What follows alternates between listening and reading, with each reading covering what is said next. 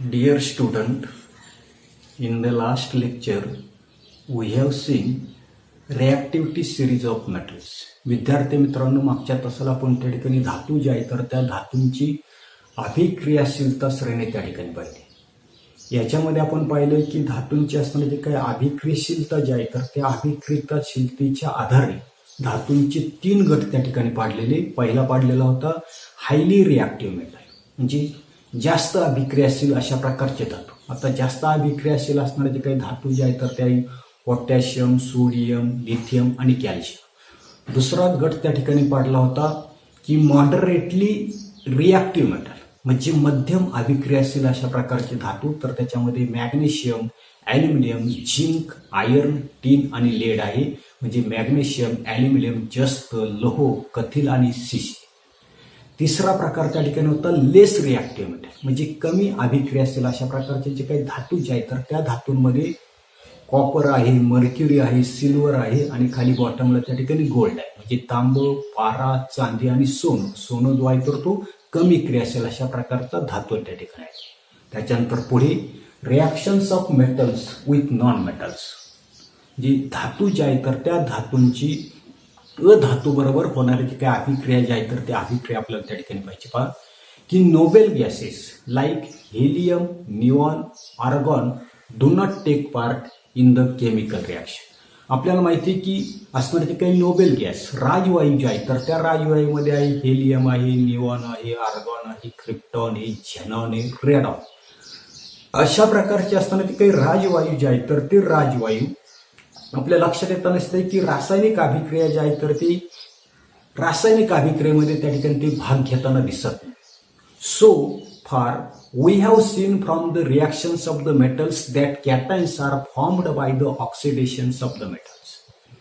आपण त्या ठिकाणी धातूंची असणारी काही अभिक्रिया जी आहे तर त्या अभिक्रियामधून आतापर्यंत असं पाहिलं की धातू जे आहे तर त्या धातूंचं ऑक्सिडेशन त्या ठिकाणी होतं नाही, म्हणजे ऑक्सिडीकरण होऊन धन आयन जो आहे तर तो धन आयन त्या ठिकाणी काय होता नसतो, तयार त्या ठिकाणी होता नाही. If we look into the electronic configurations of the some metals and non metals, it will be seen that the driving force behind a reaction is to attain the electronic configuration of the nearest noble gas with the complete output. आता काय सांगितलं की आपण काही धातू असतील, अधातू असतील, तर या धातूंचं अधातूंचं असताना काही इलेक्ट्रॉन स्वरूपण जर पाहिलं तर आपल्या असं लक्षात येतं नसतं की इलेक्ट्रॉन जे आहे तर ते इलेक्ट्रॉन काय करता नसतात, अष्टक स्थिती जी आहे तर ती अष्टक स्थिती पूर्ण करणं याच्यासाठी काय करता नसते, त्यांची असणारा जो काही ड्रायव्हिंग फोर्स जो आहे, प्रेरक शक्ती जी आहे तर त्या प्रेरक शक्तीनं काय करता नसते, धातू जे आहे तर ते धातू काय करता नसतात, इलेक्ट्रॉन जे आहे तर ते लूज करताना दिसतात, म्हणजे इलेक्ट्रॉन त्या ठिकाणी गमावताना दिसतात.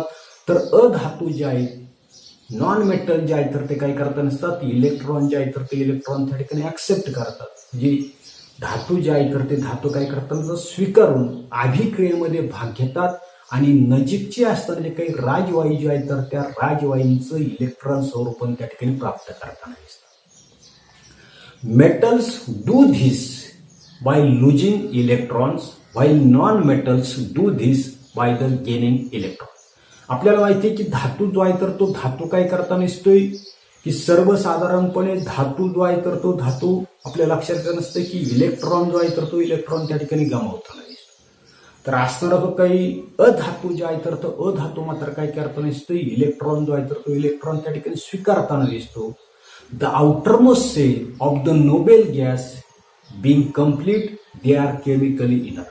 आणि आपल्याला माहिती आहे की असणारे काही नोबेल गॅस जे आहे तर त्या नोबेल गॅसमध्ये हेलियम आहे, निऑन आहे.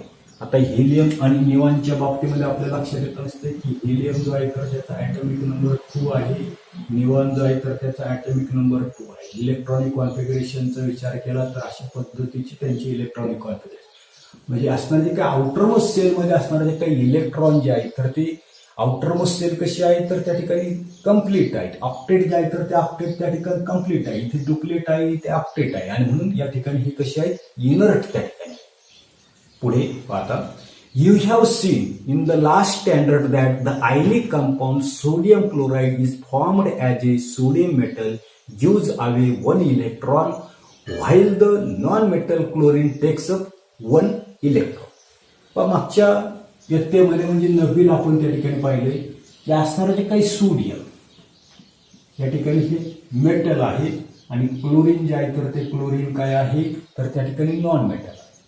मग अशा प्रकारचं असणारं जे काही एक मेटल आणि दुसरं असणारं जे काही नॉन मेटल याच्यामधून आपल्याला आयनिक कंपाऊंड त्या ठिकाणी तयार होत नाही. आता हे जे काही आयनिक कंपाऊंड जे आहे तर ते आयनिक कंपाऊंड आपल्या लक्षात येत नसते की अशा पद्धतीने त्यांचे असणारे जे काही इलेक्ट्रॉनिक कॉन्फिगरेशन असतात. आता याच्यामध्ये काय होतं नसतंय की सर्वसाधारणपणे आपल्या लक्षात येत नसतंय की सोडियम जो आहे तर तो सोडियम काय करतो नसते एक इलेक्ट्रॉन त्या ठिकाणी घेतो. म्हणजे सोडियम एक इलेक्ट्रॉन त्या ठिकाणी लूज करतो आणि सोडियमनं लूज केलेलं तो काही इलेक्ट्रॉन जो आहे तर तो इलेक्ट्रॉन काय करतो नसते अधातू जो आहे तर तो अधातू त्या ठिकाणी घेतो आणि अशा पद्धतीने आपल्याला त्या ठिकाणी असणारं जे काही सोडियम क्लोराईड जे आहे तर त्या सोडियम क्लोराईडचा असणारा जो काही रेणू जो आहे तर तो रेणू आपल्याला त्या ठिकाणी तयार होतो. जे अशा पद्धतीने आपल्याला सोडियम क्लोराईड जे आहे तर ते सोडियम क्लोराईड काय होता नसते तयार त्या ठिकाणी होत नसते. हे आपण त्या ठिकाणी 9वीला त्या ठिकाणी पाहिजे. Similarly, magnesium and potassium forms the ionic compounds MgCl2 and KCl respectively. मग अशाच पद्धतीने आपल्या लक्षात येत नसते की मॅग्नेशियम क्लोराईड त्या ठिकाणी तयार होत नसते किंवा पोटॅशियम क्लोराईड अशा प्रकारचे असणारे जे काही आयनिक असणारे काही कंपाऊंड जे आहे तर ते आयनिक कंपाऊंड त्या ठिकाणी तयार होताना दिसतात. पुढे chemical properties of non metal. पुढे आपल्याला त्या ठिकाणी अधातू जे आहे तर त्या अधातूंचे रासायनिक गुणधर्म आपल्याला त्या ठिकाणी पाहिजेत. Non-metals are the collections of the elements having less similarity in the physical and chemical properties. अधातू म्हणजे भौतिक आणि असणारे जे काही रासायनिक गुणधर्मामध्ये साधर्म्य कमी असलेल्या मूलद्रव्यांचा त्या ठिकाणी गट त्या ठिकाणी असतो.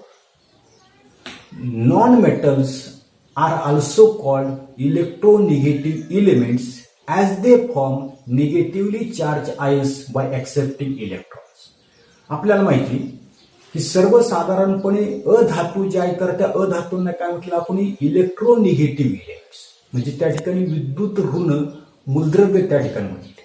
कारण का तर असणारे जे काही अधातू जे आहे तर ते अधातू आपण पाहिलं क्लोरीन काय करता नसते सोडियम जो आहे तर त्या सोडियमकडून इलेक्ट्रॉन जो आहे तर तो इलेक्ट्रॉन त्या ठिकाणी घेता नाही.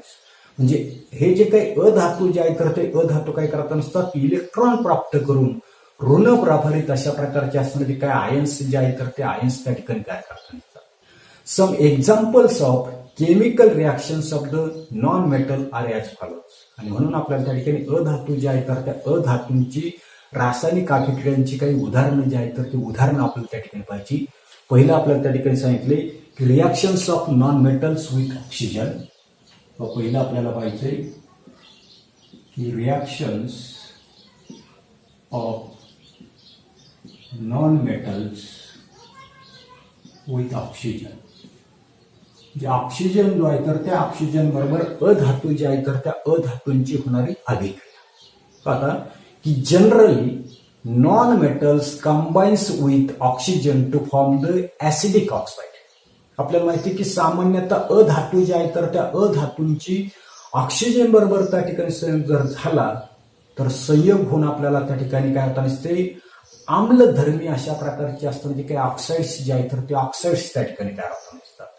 In some cases neutral oxides are form. आणि काहीच्या बाबतीमध्ये मात्र त्या ठिकाणी काय होत नसते उदासीन अशा प्रकारचे ऑक्साइड्स त्या ठिकाणी तयार होत नसते. उदाहरणार्थ पहा नॉन मेटल त्या ठिकाणी आहे कार्बन. या कार्बनचे काय केलेलं कोणी ऑक्सिजन जो आहे तर त्या ऑक्सिजन बरोबर काय झाली रासायनिक अभिक्रिया झाली. याचं कम्प्लीट अशा प्रकारचं त्या ठिकाणी काय झालेले कंबक्शन त्या ठिकाणी झालेले काय सांगितलेले कम्प्लीट कंबक्शन म्हणजे पूर्णपणे त्याचं काय झालेले ज्वलन जे आहे तर ते ज्वलन जर झालं तर आपल्या लक्षात येत नसते की कार्बन डायऑक्साईड जो आहे तर तो कार्बन डायऑक्साईड त्या ठिकाणी तयार होत नसतो आणि हा मात्र कसा असणार आहे ऍसिडिक त्या ठिकाणी असणार. जे याच्यामध्ये निळा लिटमस काय होता नसतं तांबडा होता नसतं म्हणून त्याला त्या ठिकाणी ऍसिडिक म्हणतात. अशाच पद्धतीने असणारा जो काही कार्बन जो आहे तर तो कार्बन आणि ऑक्सिजन आता काय सांगितलं कार्बन आणि ऑक्सिजन याचं त्या ठिकाणी पार्शियल कंबक्शन झालं म्हणजे अंशतः त्या ठिकाणी काय झालेले ज्वलन जे आहे तर ते ज्वलन जर त्या ठिकाणी जर झालं तर मात्र आपल्याला लक्षात येत नसते की याच्यामधून आपल्याला त्या ठिकाणी कार्बन मोनॉक्साईड जे आहे तर ते कार्बन मोनॉक्साईड त्या ठिकाणी काय करत नसते, कार्बन मोनॉक्साईड जे आहे तर ते कार्बन मोनॉक्साईड त्या ठिकाणी तयार होत नसते. आणि जे काही तयार होण्याचे काही कार्बन मोनॉक्साईड जे आहे तर ते मात्र त्या ठिकाणी आपल्याला न्यूट्रल त्या ठिकाणी असतं, उदासीन त्या ठिकाणी असतं.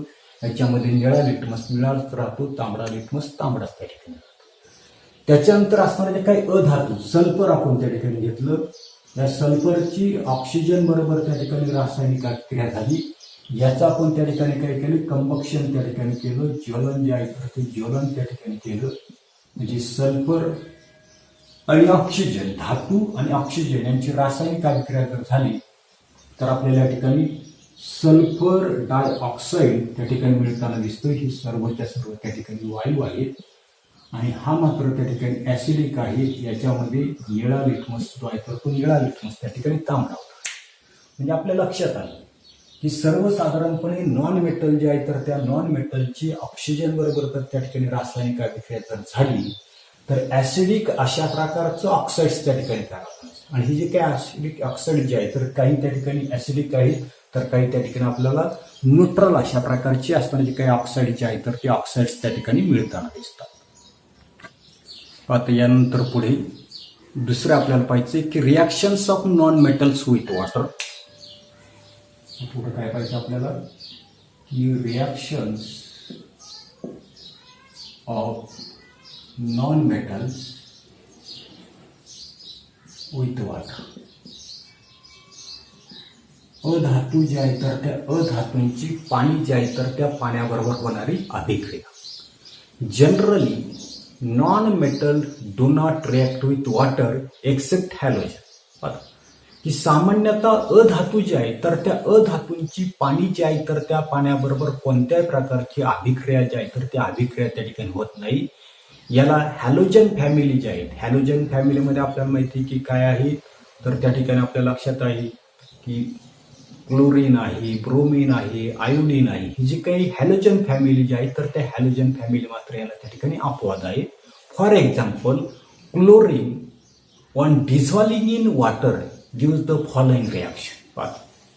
की सर्वसाधारणपणे क्लोरीन हा त्या ठिकाणी वायुरूप अवस्थेमध्ये आहे. क्लोरीन जो आहे तर त्या क्लोरीनची काय करायची आपल्याला पाणी जे आहे तर त्या पाण्याबरोबर काय करायची अभिक्रिया त्या ठिकाणी करायची.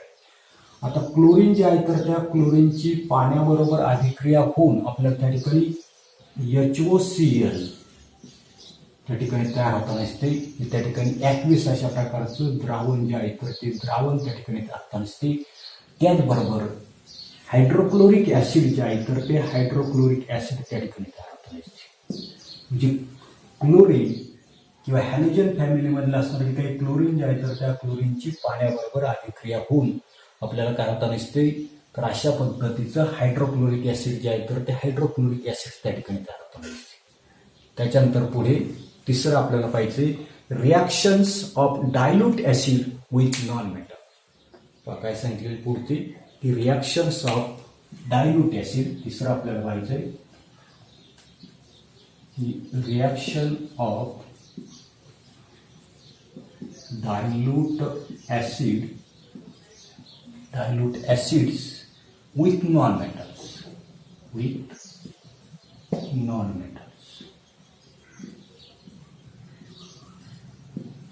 म्हणजे या ठिकाणी आपल्याला असणारे जे काही अधातू जे आहे तर त्या अधातूंची विरल आम्ल जे आहे तर त्या विरल आम्लाबरोबर होणारी जी काही अभिक्रिया जी आहे तर ती अभिक्रिया आपल्याला पाहिजे.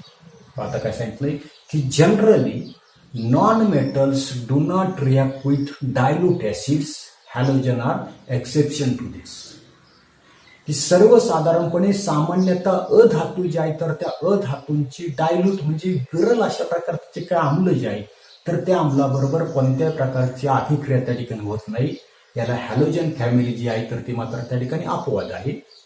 For example chlorine reacts with dilute hydrobromic acid by the following reaction. आता याच्यामध्ये की सर्वसाधारणपणे क्लोरीन गॅसद्वारे या क्लोरीन गॅसची काय करायची आपल्याला त्या ठिकाणी असणारे जे काही डायल्यूट अशा प्रकारचं असणारे जे काही काय सांगितलं आपल्याला हायड्रोब्रोमिक ऍसिड जे आहे काय सांगितलेले की हायड्रोब्रोमिक ही जी काही ऍसिड जे आहे तर त्या ऍसिड बरोबर क्लोरीन जे आहे तर त्या क्लोरीनची रासायनिक अभिक्रिया होताना दिसते आणि पुन्हा आपल्याला त्या ठिकाणी असणार की काय हायड्रोक्लोरिक ऍसिड जे आहे तर ते हायड्रोक्लोरिक ऍसिड त्या ठिकाणी तयार होताना दिसते. त्याचबरोबर आपल्या लक्षात येताना दिसते की ब्रोमीन जो आहे तर तो ब्रोमीन गॅस जो आहे तर तो ब्रोमीन गॅस त्या ठिकाणी तयार होताना दिसतो. आता ही जी काही रासायनिक अभिक्रिया आहे ती फक्त आपल्याला बॅलन्सिंग करायची. या ठिकाणी क्लोरीन जे आहे तर त्या क्लोरीनचे 2 आहेत ऋण म्हणजे इथून 2 घेतले, इथे सुद्धा किती घ्यायला लागतील 2 हायड्रोजनचे झाले 2 ब्रोमीनचे झाले. अशा पद्धतीने ती रासायनिक अभिक्रिया आपल्याला त्या ठिकाणी बॅलन्सिंग करतात. त्याच्यानंतरचं पुढचे आपल्याला पाहिजे चौथं की reactions of non metals with hydrogen. कोणती सांगितली की reactions of non metals with hydrogen.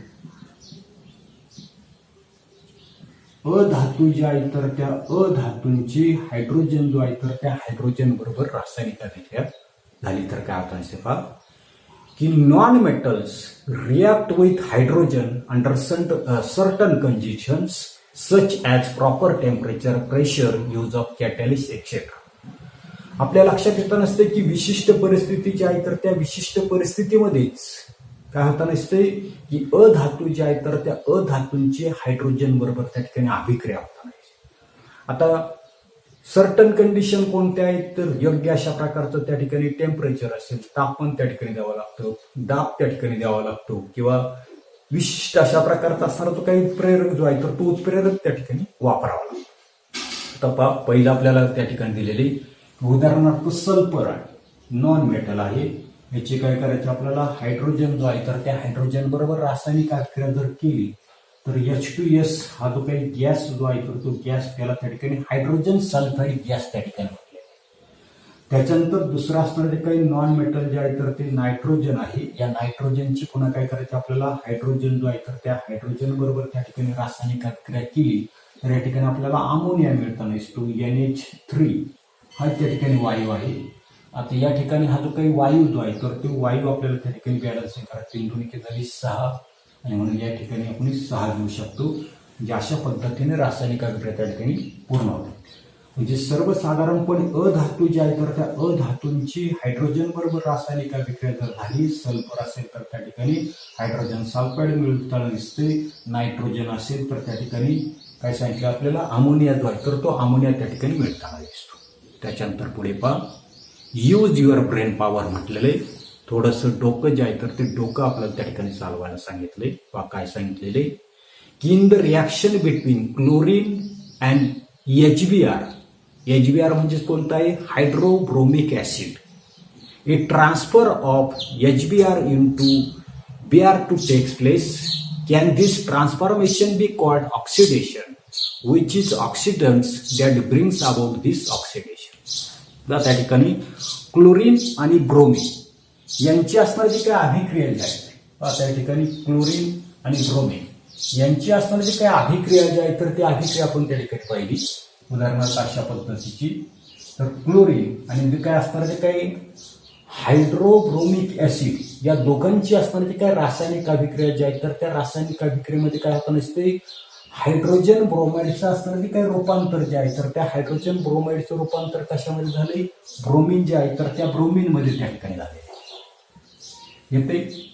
आणि मग ही असणारी जी काही अभिक्रिया जी आहेत किंवा हे असणारं जे काही रूपांतरण जे आहे तर त्या रूपांतरणामध्ये आपल्याला ऑक्सिडेशन ही अभिक्रिया जी आहे तर ती अभिक्रिया त्या ठिकाणी म्हणता येईल का.